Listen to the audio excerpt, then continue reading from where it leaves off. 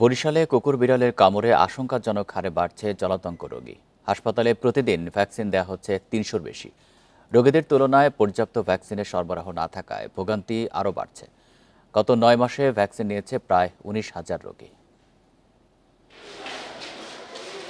গত বছরের চেয়ে এবছর প্রায় ৩ গুণ বেড়েছে কুকুর বিড়াল দ্বারা আক্রান্ত মানুষের সংখ্যা।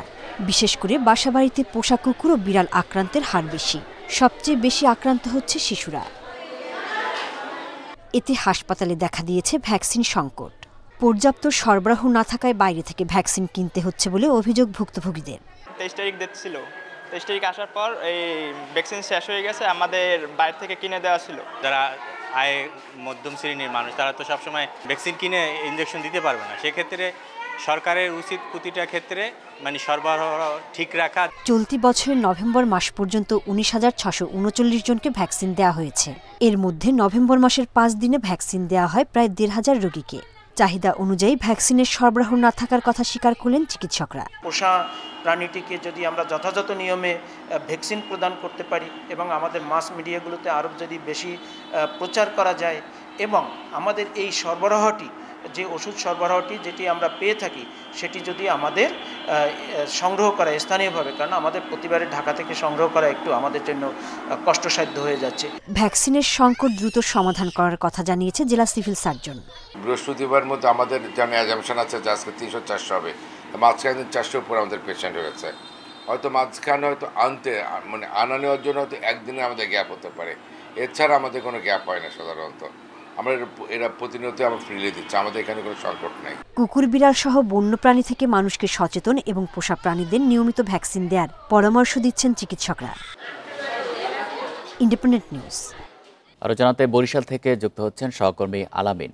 আলামিন, বরিশালে জলাতঙ্ক রোগী বেড়ে যাওয়ার কারণ কি, আর ভ্যাকসিনেরও তো অভাব রয়েছে, সেগুলো সমাধানের কোনো ব্যবস্থা কি নেওয়া হয়েছে? আচ্ছা, গত বছরের চেয়ে এবছর কিন্তু আসলে ৩ গুণ প্রায় রোগী বেড়েছে। অর্থাৎ যে পোষা প্রাণী ধারাই কিন্তু আসলে মানুষ আক্রান্ত বেশি হচ্ছেন। বিশেষ করে চিকিৎসকরা যেটি বলছেন যে এখন কিন্তু বাসাবাড়িতে বিড়াল পোষার একটি প্রবণতা বেড়েছে এবং সেখান থেকেই কিন্তু আসলে এখানে রোগীরা আসছেন। এবং যেটি বলা হচ্ছে, আমরা যেটি দেখেছি যে আসলে বেশিরভাগই কিন্তু শিশু রোগী এখানে আসছেন এবং তারা যেটি যে বাসায় যে বিড়ালগুলো পুষছেন সেই বিড়ালের আচরে এবং কামড়ে আক্রান্ত হয়ে এখানে ভ্যাকসিন নিতে আসছেন।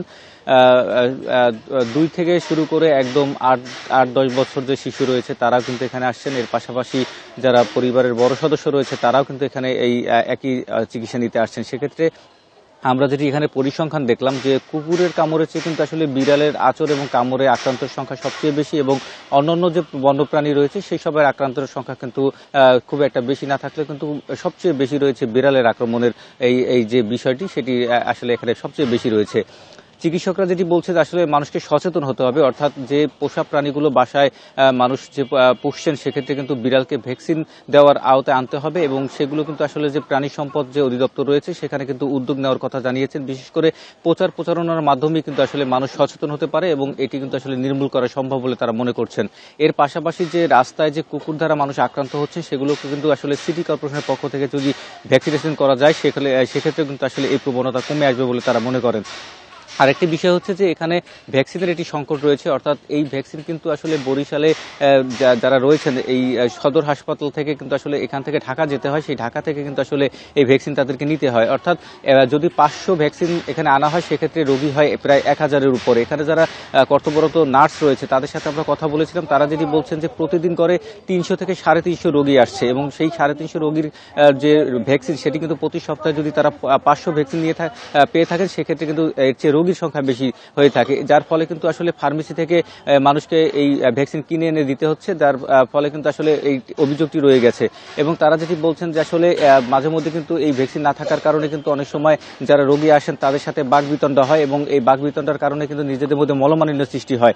সেক্ষেত্রে তারা বলছেন যে আসলে ভ্যাকসিনের যে সরবরাহ সেটি যদি আসলে সব সময় থাকে সেটি আসলে মানুষের জন্য উপকার হবে। এবং বরিশাল জেলার সিভিল সার্জন যিনি রয়েছেন তিনি আমাদেরকে জানিয়েছেন যে 2-1 দিন দেরি হলেও কিন্তু তারা চাচ্ছেন যে এই ভ্যাকসিনটি যাতে সব সময় হাসপাতালে সরবরাহ থাকে এবং এ থেকে যাতে আসলে মানুষ পরিত্রাণ পায় এবং সাধারণ মানুষের মধ্যে সচেতনতা বৃদ্ধির জন্য কিন্তু তারা কাজ করে যাচ্ছেন। এবং তারা বলছেন যে চিকিৎসকদের পাশাপাশি যারা যারা রয়েছে, স্থানীয় যে গণ্যমান্য ব্যক্তিবর্গ যারা রয়েছে তাদের মাধ্যমে কিন্তু আসলে প্রচারণা বৃদ্ধি করতে হবে, তাহলে কিন্তু আসলে এই যে কুকুর বিড়াল দ্বারা মানুষ আক্রান্ত হচ্ছে সেটি কিন্তু আসলে কমে আসবে এবং মানুষের মধ্যে কিন্তু আসলে এই সচেতনতা বৃদ্ধি হলে আসলে এই যে এখন হাসপাতালে যে পরিমাণ রোগী আসছে সেটি কিন্তু আসলে কমে আসবে। তো এই ছিল আমার কাছে বরিশাল থেকে জানাচ্ছেন সহকর্মী আলামিন।